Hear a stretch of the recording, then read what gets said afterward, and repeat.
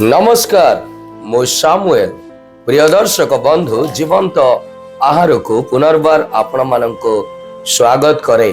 आसंतु प्रत्येक दिन भली आज मध्य पवित्र बाइबल जोहन लिखित सुसमाचार 16 अध्याय तार 16 पद ठारू 24 पद पर्यंत पाठ करिबा। आजिर मूल प्रसंग दुख आनंद रे परिणत हेबो।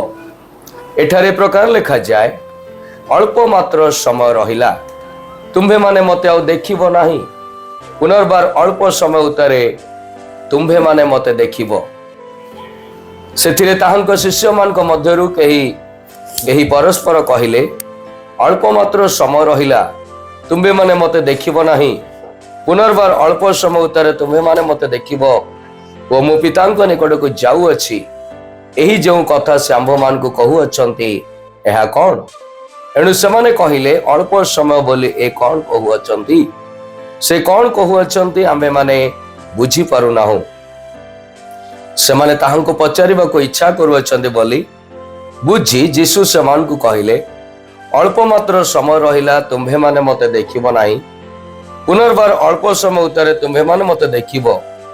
मु एई जो कथा कहिली से विषय घेनी तुम्हे माने कौन परस्पर बादानुवाद करुअछ? सत्य सत्य मु तुम मान को कहूअछि तुम्हे माने रोदन ओ विलाप करिवो किंतु जगत आनंद करिवो। तुम्हे माने दुखित हेबो किंतु तुम मान को दुख आनंद रे परिणत हेबो। प्रसव समय उपस्थित हेले स्त्री लोक दुख पाए किंतु से संतान प्रसव कला उतारे जगत रे जणे मानव जन्म ग्रहण कला एही आनंद जोगु आउ कष्ट स्मरण करे नाही। सेही परि तुमे माने वर्तमान दुख पाउअछ किंतु मो पुनर्बार तुम मान को दर्शन देवी आउ तुम मान को हृदय आनंदित हेबो ओ केही तुम मान को टारू तुम मान को आनंद हरण करिवो नाही। से दिन तुमे माने मते किछि पचारिबो नाही। सत्य सत्य मु तुम मान को कहूअछि जदि तुमे माने पिता को किछि मागिबो तेबे मो नाम रे से तुम मान को ताहा देबे। ए पर्यंत तुम माने मो नाम रे किछि मागी ना हो, मागो पुणे तुम मान कर आनंद जेपरि परिपूर्ण हुए सेति निमंते तुम्हे माने ताहा पाइबो। ईश्वर पठित शास्त्रांश ध्यान रे आम प्रत्येक को आशीर्वाद करंतु। आसंतु मोर प्रिय माने पठित अंश को बुझिबा निमंते चेष्टा करू। यीशु तांको कहिबार अर्थ बुझाइले अल्प समय परे तुम्भे माने मते आउ देखिबो नाही, पुणी अल्प समय परे तुम्भे माने मते देखिबो। एहार अर्थ थिला जे शिष्य माने शीघ्र दुख अनुभव करिवे कारण यीशु समान को ठारू चली जिवे, किंतु जेतेबेले से फेरिबे सेतेबेले सही दुख आनंद रे परिणत हेबो। पद 17 रु 20 मध्य आमे माने ताहा देखुअछु। क्रूश एवं पुनरुत्थान परिवर्तन आनिबो। जेपरि प्रसवर जंत्रणा शीघ्र जन्मर आनंद द्वारा परे परे आसी थाए, से परि शिष्य माने सही आनंद अनुभव करिवे जा यीशु फेरिबा समय रे देबे। आउ केही सही आनंद हरण करि परिबे नाही। जेतेबेले पवित्र आत्मा आसीबे से माने यीशुଙ୍କ नाम रे प्रार्थना एवं ग्रहण करिवार आनंद मध्य अनुभव करिवे। यीशु की अटंती? आसंतु मोर प्रिय माने आमे माने ता देखो। यीशु एपरि आनंद दियंती जाको केही छड़ाई नहीं पारिबे नाही।